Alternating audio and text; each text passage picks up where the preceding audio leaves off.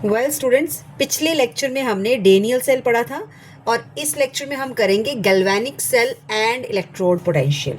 सो पहले हमने देखा कि जिंक ऑक्सीडेशन करता है, कॉपर रिडक्शन करता है और इलेक्ट्रॉन्स जिंक से कॉपर की तरफ फ्लो करते हैं। अब यहाँ पे एक बड़ा इंपॉर्टेंट क्वेश्चन ये आता है कि जिंक ही इलेक्ट्रॉन क्यों देता है और कॉपर इलेक्ट्रॉन क्यों नहीं देता।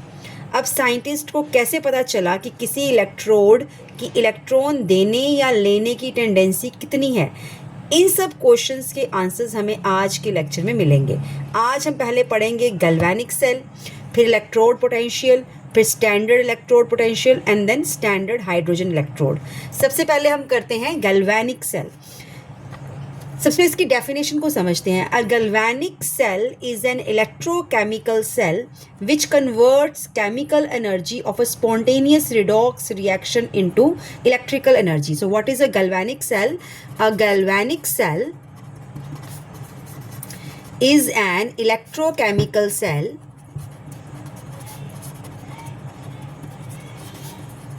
which converts chemical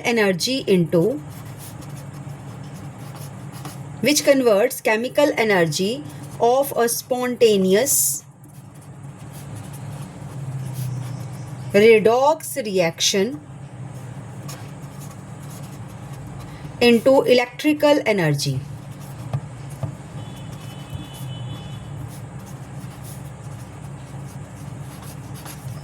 so simple language में हम समझते हैं कि जब कोई केमिकल रिएक्शन अपने आप होती है और उससे इलेक्ट्रिसिटी प्रोड्यूस होती है तो ऐसे सेल को गैल्वेनिक सेल कहते हैं।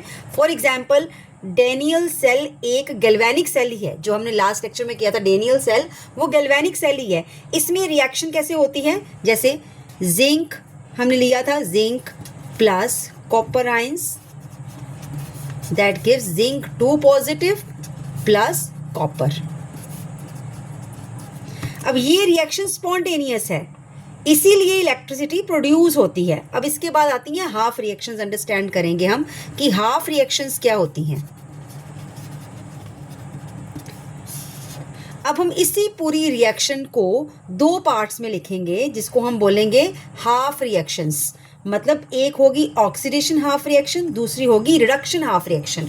सबसे पहले हम करेंगे ऑक्सीडेशन हाफ रिएक्शन।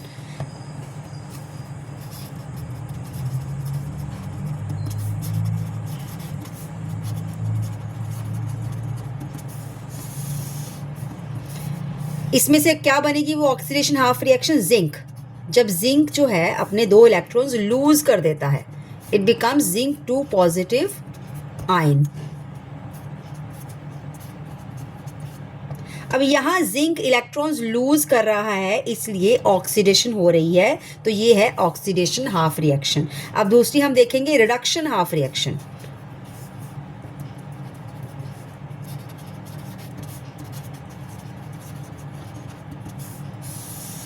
वो आएगी copper 2 positive.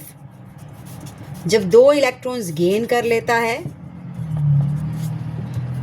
Nine forms copper.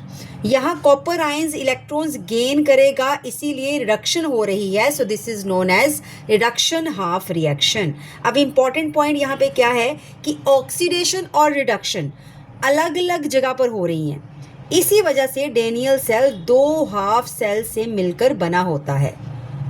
Okay, so what is half cell? अब यहां पे हम करेंगे व्हाट इज हाफ सेल।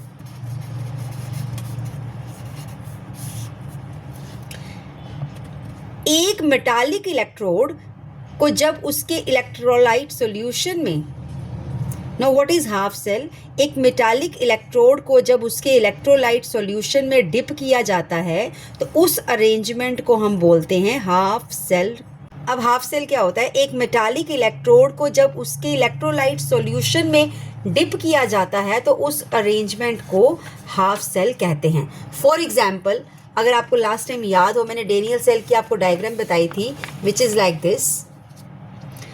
यहाँ पे हमने जिंक को जिंक सल्फेट सॉल्यूशन में डिप किया था और यहाँ पे हमने कॉपर को कॉपर सल्फेट सॉल्यूशन में डिप किया था।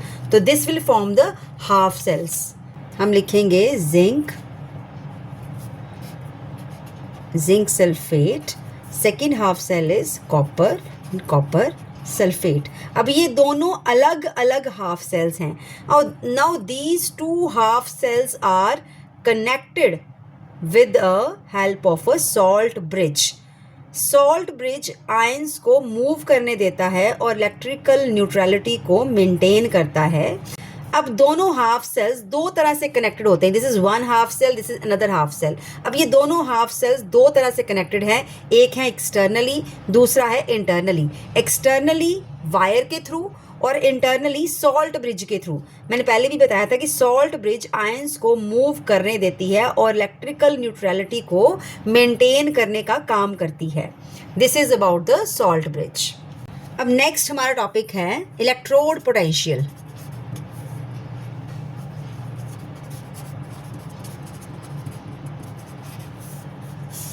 This is a very important concept. सबसे पहले हमारे दिमाग में एक क्वेश्चन आता है कि जब मेटल को उसके सॉल्ट सॉल्यूशन में डिप किया जाता है तो क्या होता है. मेटल और सॉल्यूशन के बीच एक इंटरेक्शन स्टार्ट हो जाती है. कुछ मेटल एटम सॉल्यूशन में आयंस के रूप में चले जाते हैं और कुछ आयन सॉल्यूशन से मेटल सरफेस पर डिपॉजिट होने लगते हैं. इन दोनों ऑपोजिट प्रोसेसेस के कारण इलेक्ट्रोड और सॉल्यूशन के बीच चार्ज सेपरेशन डेवलप हो जाता है. रिजल्ट एक पोटेंशियल डिफरेंस डेवलप हो जाता है. इसी पोटेंशियल डिफरेंस को इलेक्ट्रोड पोटेंशियल कहते हैं. जैसे मैं दोबारा आपको बताऊंगी डेनियल सेल के थ्रू. यहाँ पे मेटल है जिंक, इसको डिप किया गया है जिंक सल्फेट सॉल्यूशन में.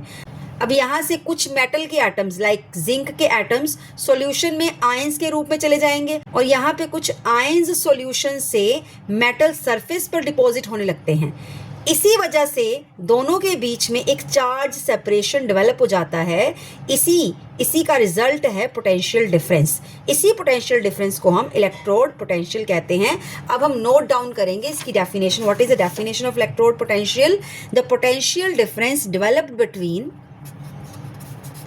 the potential difference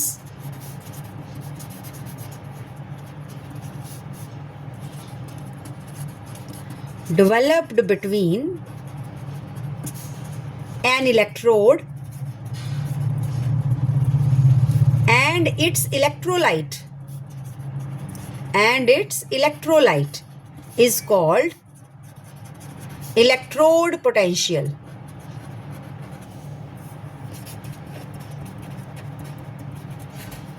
अब ये इलेक्ट्रोड पोटेंशियल इतना इंपॉर्टेंट क्यों है? क्योंकि यही इलेक्ट्रोड पोटेंशियल हमें ये बताता है कि इलेक्ट्रॉन देना कितना इजी है, इलेक्ट्रॉन लेना कितना आसान है, ऑक्सीडेशन की टेंडेंसी कितनी है, रिडक्शन की टेंडेंसी कितनी है. ये चीज़ें हमें इलेक्ट्रोड पोटेंशियल से ही पता चलती है.